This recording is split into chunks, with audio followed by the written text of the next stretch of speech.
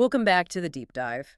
Usually, when we sit down to record one of these, we have a stack of articles about, I don't know, the future of AI, or maybe a new biography of some historical figure. Or life hacks. We do a lot of productivity life hacks. Right, exactly. We look for the fun stuff, the Yeah. surprising little nuggets, the things that make you the most interesting person at a dinner party. That is definitely the usual But bias. today feels a little different. I've been reading through this treatise you sent over, and honestly, it feels like we were walking into a courtroom. A courtroom is actually a really good way to put it. Yeah, and not just any courtroom. It feels like a very high stakes, very intense legal proceeding where the defendant is an entire religious and sociological framework. That is the perfect way to frame it.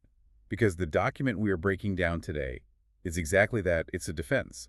It is a legal, theological, and, well, sociological closing argument. It's dense. Extremely dense, it's controversial, and it addresses one of the most sensitive topics in the entire dialogue between Islamic law and modern Western ethics. We're talking about a document titled Islam and the Ethics of Domestic Discipline. But the subtitle is what really grabs you by the throat. It calls itself a detailed response to the ninth suspicion. Right. The ninth suspicion, beating wives. It is incredibly blunt. The author is not dancing around the topic at all. No, they are leaning right into it. And just so everyone listening knows exactly where we are headed today, and this is important, this isn't us debating the morality of the topic ourselves. No, not at all. We aren't here to say who is right or wrong or to, impose our own ethical framework on this text. Our mission for you today is to look at this text as an artifact. We want to see how the author constructs this defense. Because whether you agree with it or find it completely alien to your worldview, the rhetorical structure here is fascinating. It is built like a fortress. It really is. The author structures the argument into what they call 7 faces. 7 distinct facets of the defense. Yeah, and what struck me immediately is that it's not just because scripture says so. The author clearly knows that for a modern audience or even a skeptical internal audience, pure theology might not be enough to win the case. Right, so the text moves around, goes from linguistic analysis to psychology, then it pivots into this really gritty sociological comparison with the West, and finally lands on biological essentialism. It feels like he's trying to surround the reader. If the religious argument doesn't get you, the sociological one will. And if that fails, he tries pure logic. But at the core of this entire document, there is this one burning question holding the whole thing together. Question of equality. Exactly.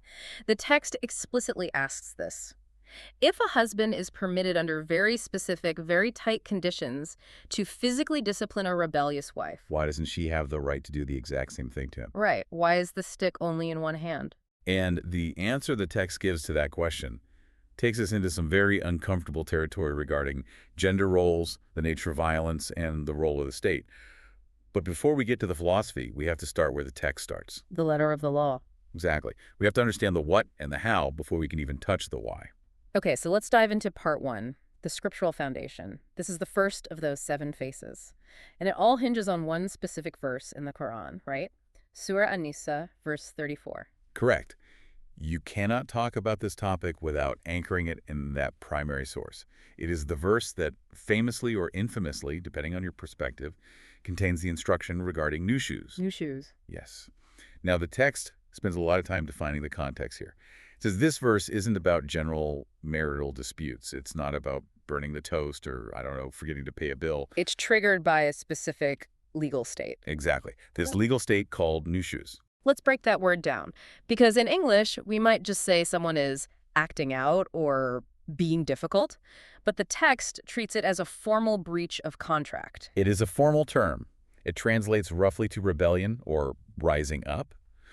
But in the specific context, the source defines it as a wife effectively absolving herself of her marital duties. So it's extreme. It is extreme disobedience. Yeah. It is a complete rejection of the husband's authority within the framework of the marriage.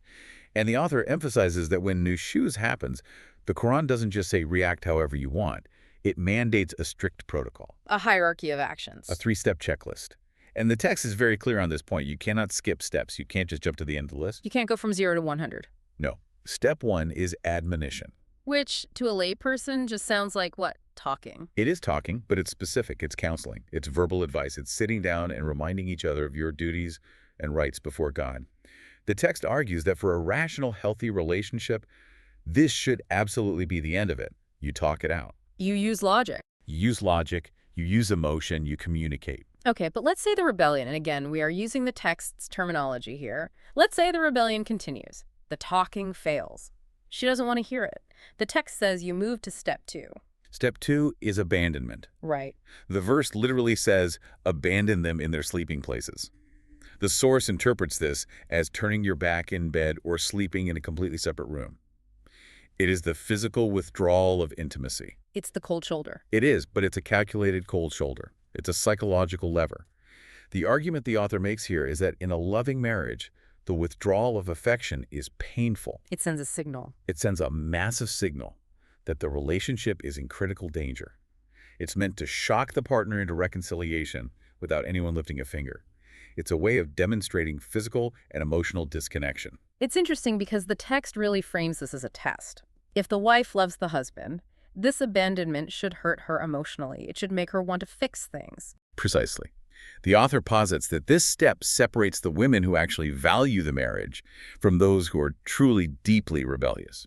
If she doesn't care that you've abandoned the marital bed, then the problem is much deeper than a simple disagreement. And that leads us to the cliff edge, step 3. If the counseling fails, and the cold shoulder fails, and the nuisance persists, the verse says, strike them. And this is exactly where the author of the text practically jumps off the page to intervene, because he knows exactly what the modern reader imagines when they hear the word strike. They imagine violence, they imagine injury. They imagine a brawl. I mean, I think anyone would. That is the natural association with words like beat or strike in English. But the text pivots immediately to the second face of the argument, which is the definition. The author brings in classical Islamic jurisprudence to argue that the word strike here is legally restricted by a very specific term, Kar Mubari. Kar Mubari, that's the key phrase for this whole section. It is. It translates to non-intensified or non-injurious or non-excruciating. The text cites early commentators like Al-Qurtubi and Ibn Abbas to define the physical limits of this action. And the list of restrictions is fascinating because it basically removes the ability to cause any physical damage. Yeah, I actually made a list of the don'ts from the text while I was reading. It's a long list. You can't break a bone, you can't disfigure a limb, you can't draw blood, you can't leave a mark or even a bruise, and you absolutely cannot touch the face. Which is a massive restriction. Yeah.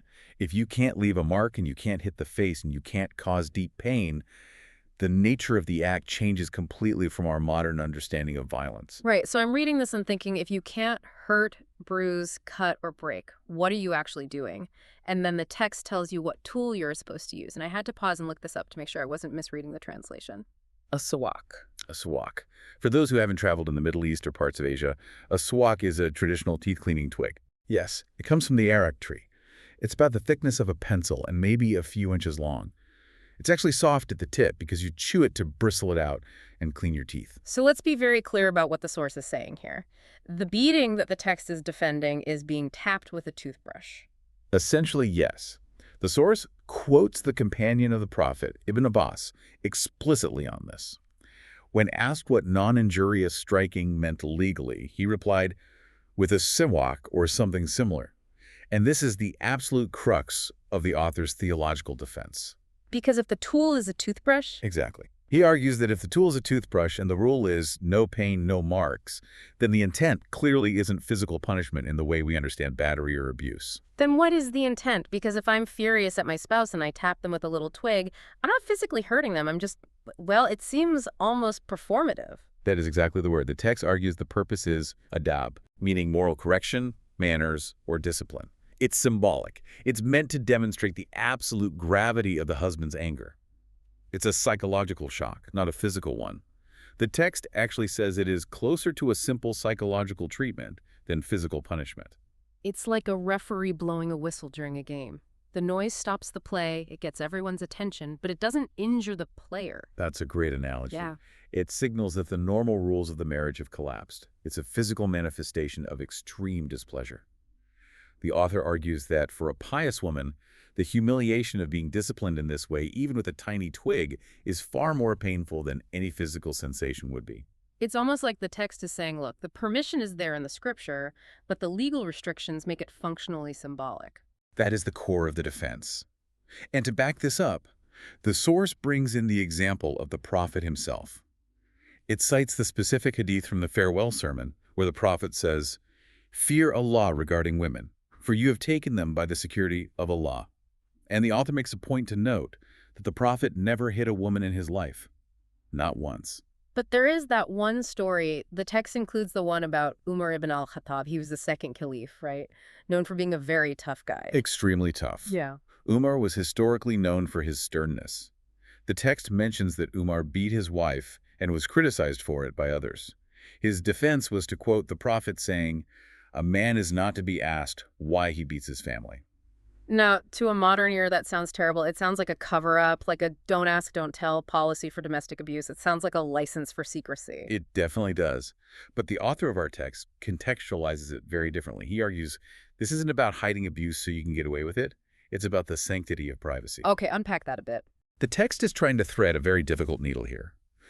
It wants to give the husband the authority to handle discipline privately, using the toothbrush method we just discussed, while simultaneously preventing the community from gossiping and interfering in what happens behind closed doors. So the argument is, keep the state out of the bedroom, keep the neighbors out of the bedroom, and rely on the husband's religious conscience and these incredibly strict rules to keep things safe. Exactly.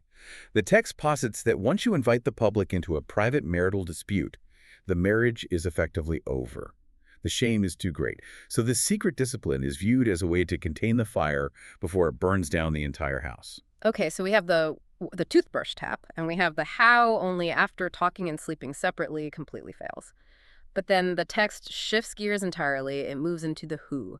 And this is where the document starts to make some generalizations that are, well, let's call them highly controversial. Right. This brings us to part 2 of our deep dive, the logic of discipline. And this corresponds to the fourth phase of the source text. Who is the woman being struck? The author makes a massive psychological generalization here that we really need to look at. The text argues that this form of discipline is absolutely not for everyone. Right, it creates a strict binary. It talks about noble women versus rebellious women. Reading it felt very Victorian, for lack of a better word. It does rely on a very classical, almost aristocratic class distinction. The text argues that women from noble or original households, meaning well-raised, dignified families, simply do not require physical discipline ever. Because for a woman of dignity, the text argues, a harsh word or the withdrawal of intimacy is already a crushing blow. Exactly. Because she has pride. She corrects herself immediately because she deeply values her self-respect in the relationship. The toothbrush treatment isn't for her because she would never let the argument get that far in the first place. But then he describes the other type. The rebellious type. The source describes a very specific personality profile here. It uses phrases like sharp-tongued, openly disobedient, stubborn, and describes someone who is eager to humiliate her husband. And the argument is that this type of person simply doesn't care if you sleep on the couch. Right. The author argues that there is a specific type of person who does not respond to logic or admonition and does not care about emotional distance or abandonment. In fact, they might see those peaceful responses as weakness. And here is where it gets really controversial. The text delves into what I can only describe as wild psychological speculation. It certainly is speculative. Yeah. The author argues that there is a rare psychological type of woman who actually views a husband's physical discipline, or at least the firm threat of it, as a positive thing. Yeah, let me actually find the quote here. It says that for some women, this display of anger is seen as a sign of his virility or manhood. Yes. The text claims that for this specific subset of women, if a husband is too passive, they lose all respect for him. They might verbally abuse him or just walk all over him. But if he shows this strength, even through this purely symbolic striking, it creates a hidden psychological satisfaction within her. That is a very bold claim. It sounds like he's trying to frame the discipline as something the wife subconsciously wants or needs. It's a very old sociological argument.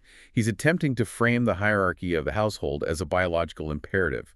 The author is essentially saying, look, some people only respect force, and therefore the legal framework must have a provision for that minority of cases. He's arguing that if the law was only designed for noble women, it would completely fail to address the messy reality of rebellious ones. But the text also asks a very practical question right after this. It says, okay, if you ban this private discipline entirely, what is the alternative? This is the fifth phase. the alternative solutions. The author sets up a dilemma for the reader. If you have a wife who is destroying the peace of the home, who is rebellious and sharp-tongued and escalating the conflict, and you completely remove the right of the husband to discipline her privately, what are you left with? And the answer the text gives is the courtroom. Exactly. The author argues that dragging a wife to court for disobedience is the nuclear option. It exposes the family's dirty laundry to the public, to the judge, to the lawyers. It is deeply humiliating for both the wife and the husband, and it effectively ends the marriage right there. So he's framing the strike as a mercy. Yes, a profound mercy. He argues that a private, light corrective measure using the CWOC is vastly superior to the public shame of a lawsuit or a nasty divorce. He's essentially asking the reader, would you rather be tapped with a twig in the privacy of your own bedroom or be sued for divorce in a public court for everyone to see? It's a pragmatic argument, even if the underlying premise makes modern readers uncomfortable. The argument is simply, keep it out of the courts, keep it in the bedroom. Yes.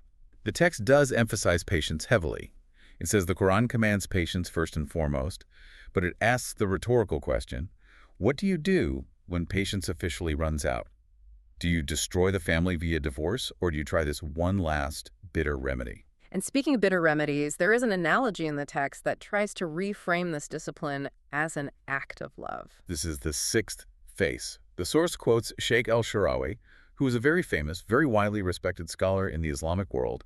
He uses a father-son analogy to explain this. He asks, when a father hits his son, does he do it out of hate? Well, no, usually it's to correct him, like don't touch the hot stove. Precisely. Al-Sharawi argues the father hits the son specifically because he loves him and wants to save him from future greater harm.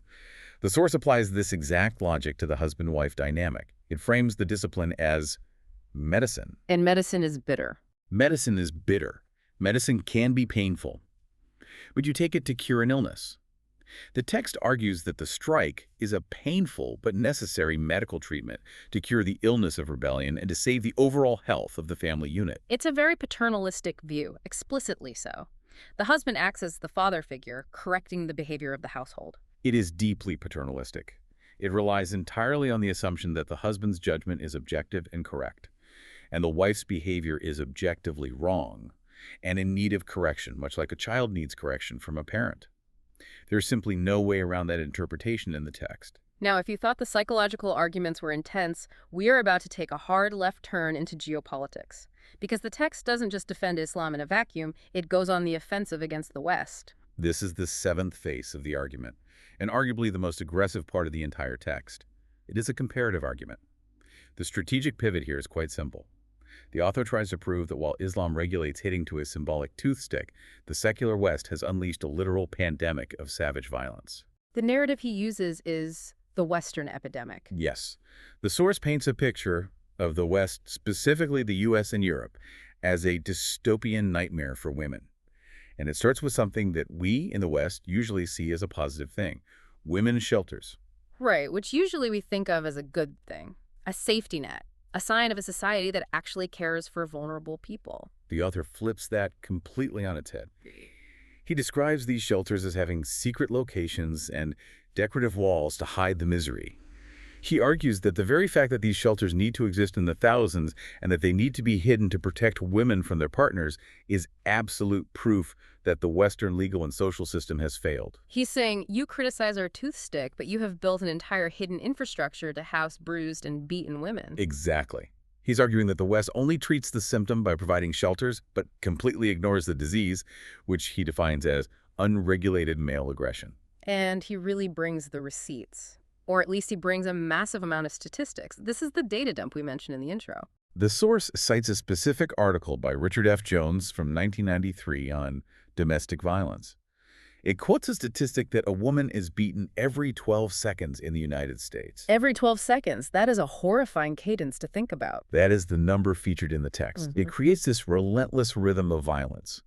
It also cites a university study claiming that 79% of men expressed a willingness to beat their wives. 79%? That seems incredibly high. It does. The text doesn't give us the methodology of that study. We don't know if it was a specific demographic or if it was a hypothetical survey question, but it uses the number to paint a picture of universal male aggression in the West. It heavily suggests that underneath the civilized veneer, nearly every secular man is a potential batterer. He also mentions emergency rooms, which is a very stark image. Right. 17% of women entering ERs are victims of partner violence, according to the text. And 83% of those have been hospitalized at least once before for the same thing. So the argument is basically, look at the carnage in your own backyard before you judge our laws. Exactly. It's a classic two-quote argument. You accuse us of misogyny, but your emergency rooms are full of battered women. And it's not just the U.S. The text takes the reader on a tour of the globe. Let's talk about the European stats. He brings up Germany. The source claims that in Germany, between 100,000 and 1 million women are beaten annually. And he specifically links this violence to secular issues: unemployment, alcohol, and jealousy.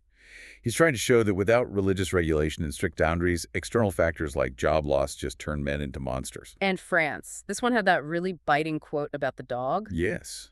The text quotes a French Secretary of State for Women's Rights. She allegedly said that people in France react more strongly to a man beating a dog in the street than a man beating his own wife. That is a brutal assessment of French society. The source uses this to argue that Western society has completely dehumanized women. He's saying, you claim to be the pinnacle of civilization, but your citizens treat their pets better than their partners. Then it moves to Britain. The text actually calls Britain the peak of civilization with a very heavy dose of irony. Right. It describes reports of British husbands beating their wives systematically every single night, and the police refusing to intervene because it's considered a family matter. The text is clearly drawing on older reports here to highlight the hypocrisy of Western legal systems that claim to be advanced, but completely fail to protect women in the private sphere. But the tour doesn't stop in the West. It goes to Asia, too. And this part, I had to double-check this because it sounded so crazy, but the story about the Japanese prime minister. Kakui Tanaka, yes. The source cites his own autobiography, My Life. According to our text, Tanaka wrote that the absolute best way to treat a wife is to hit her occasionally. Occasionally, like it's routine maintenance on a car or something. Yes. And the text shares this amazing anecdote where he advised his son-in-law on his wedding night to beat his new bride just to set the tone, to show her who is boss before any conflict even had a chance to start. That is wild. Why does the author pile all these examples up? What is the cumulative effect he is going for with all these different countries? The goal is to show that this isn't just a poverty issue or an uneducated issue in secular societies. He's selecting examples from the highest levels of power, a literal prime minister, to show that in secular societies, even the elite believe in crushing women. And then there's the China story, the duck pen. This is a very visceral image in the text. The source tells the story of a Chinese woman with a broken arm who was forced to sleep in a duck pen simply because she refused to grant a divorce. It also mentions a female doctor who was beaten for the exact same reason. It's just image after image of brutality. It is. And the goal is to create a rigid binary contrast for the reader. On one side, you have the Islamic model as presented by the author, highly regulated, restricted to a tooth stick, used only as a last resort for discipline, rare and completely non-injurious. And on the other side? On the other side, you have the non-Islamic or secular model, unrestricted, fueled by alcohol and unhinged rage, resulting in broken bones, hospitalization, and women sleeping in duck pens. So he's saying, our way is a carefully calibrated safety valve, your way is a dam bursting. Precisely.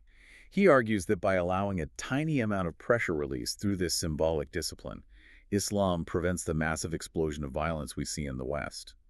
He's arguing the Western concept of zero tolerance is actually a myth that leads to maximum violence behind closed doors. Which leads us to the final and perhaps most philosophical part of the text, part 4, the question of equality. This brings us right back to that core tension we mentioned at the start of the deep dive. Yeah. The text poses the question explicitly. If a man can discipline a rebellious wife, why can't a wife beat a rebellious husband? Why isn't the system reciprocal? Because the modern mind immediately says, it should be equal. If he can do it, she can do it. But the source says no. The source relies on a biological argument, first and foremost.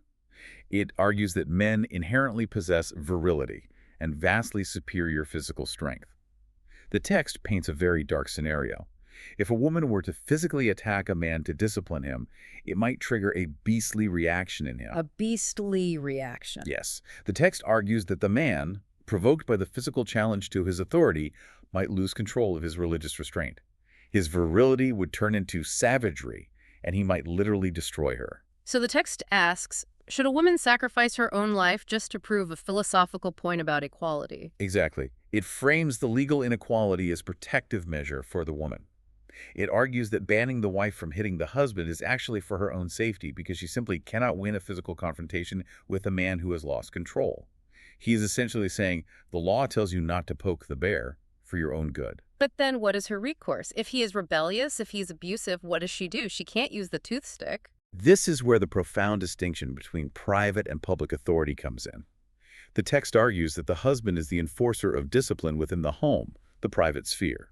But the wife's recourse is the state, the public sphere. So he uses the tooth stick and she uses the judge. Correct. The source argues that the law punishes the husband with prison, financial fines, and public humiliation precisely because the wife cannot physically punish him herself. The state becomes her proxy. The judge becomes her fist. And to prove that this state intervention can sometimes be messy, the text brings up one last story, the Italian court case. Ah, yes. The story of Francesco and Anna from Sicily.